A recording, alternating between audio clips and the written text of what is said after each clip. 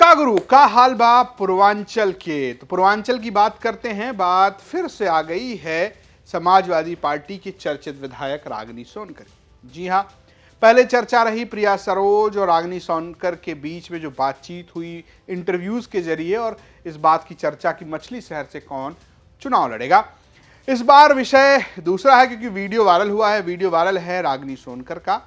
बताया जा रहा है कि वीडियो जो है मछली शहर में बीते दिनों एक कार्यक्रम का था, क्योंकि मछली शहर में जिस कार्यक्रम की फोटो रागिनी सोनकर ने अपने सोशल साइट एक्स पर शेयर की है, वो वीडियो लगभग उसी जगह का नजर आ रहा है। इस वीडियो में वो ये कहती नजर आ रही हैं कि मैं तो निषाद समाज की बहू हूँ, निषाद बिन मल्लाह की बहू हूँ, और उसकी बात वो कर रही हैं। ये वही जातियां हैं जिनकी पॉलिटिक्स उत्तर प्रदेश में निषाद पार्टी के नेता संजय निषाद करते हैं। आजकल बड़े नाराज भी चल रहे हैं कि बीजेपी के लोग जो हैं, बीजेपी के निषाद नेता जो हैं, उनको बहुत टारगेट कर रहे हैं। बाकायदा उन्होंने एक दिन कहा कि आप बताइए तो मैं इस्तीफा ही दे दूं।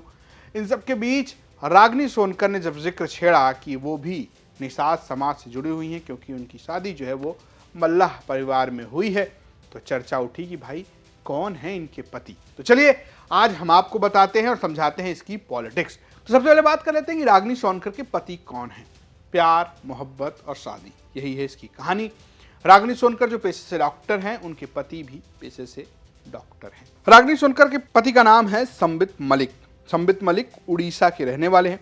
4 फरवरी 2020 को संबित मलिक से उनकी शादी हुई थी। जैसे आपको मैंने बताया कि संबित पेशे से डॉक्टर हैं, वो डर्मेटोलॉजिस्ट हैं। जो उनका परिवार है वो उड़ीसा से संबंध रखता है, और तो और जो है ये प्रेम विवाह हुआ, और जो उड़ीसा में इनका रहने वाला परिवार है वो बिजनेस में इन्वॉल्व है, बिजनेस करता है। तो ये तो बात इनके शादी की हो गई, ये बात इनकी मोहब्बत की हो गई।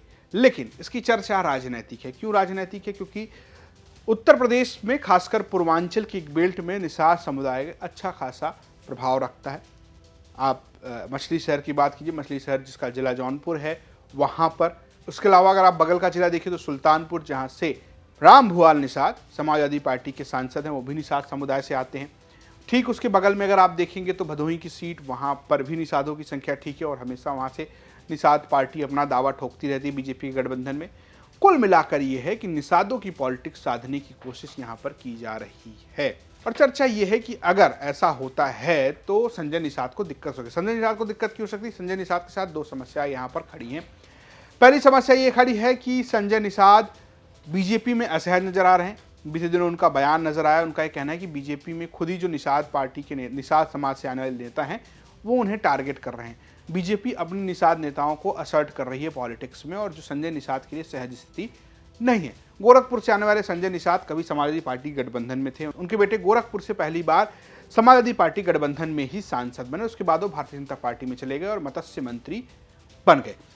अब दूसरी समस्या उनके साथ एक 2024 के चुनाव में बड़ा झटका लगा। उनके बेटे संत कबीर नगर से चुनाव हार गए। निषाद वोट जो है वो कहीं ना कहीं समाजवादी पार्टी के साथ नजर आया, क्योंकि 2024 के चुनाव में अखिलेश यादव का पीड़े चल गया।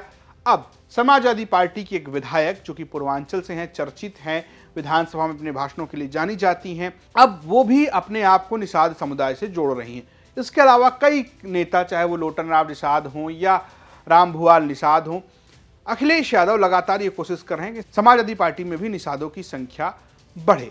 मल्लाह, बिंद और निषाद, ये 3 वो जातियां हैं जो एक तरीके से समूह में आती हैं, अलग अलग काम करते हैं, लेकिन कुल मिलाकर ये है कि इनका प्रतिनिधित्व करने के लिए संजय निषाद लगातार दावा करते रहते हैं।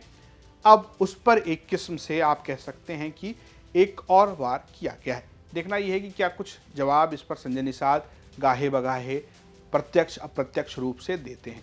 दूसरी बात, अगर आप रागिनी सोनकर की कहें तो रागिनी सोनकर वैसे मूलतः जो है वो वाराणसी की रहने वाली हैं। अजगरा सीट जो है वाराणसी की, वहां से उनके पिता कैलाश सोनकर सुभाषपा से विधायक रहे हैं। लेकिन 2022 के चुनाव में समाजवादी पार्टी गठबंधन में सपा से रागिनी सोनकर को टिकट मिला, और रागिनी सोनकर अपने आप को समाजवादी पार्टी के ज्यादा करीब मानती हैं। वो मानती हैं कि उनकी वैचारिकी जो है वो समाजवादी पार्टी की है, और अखिलेश यादव को अपना आइडल बताती रहती हैं। अब 2027 के चुनाव में भी मछली शहर में वो एक बार फिर से किस्मत आजमा सकती हैं। हालांकि ये बहुत कुछ निर्भर करता है कि अखिलेश यादव किसे वहां पर टिकट देते हैं।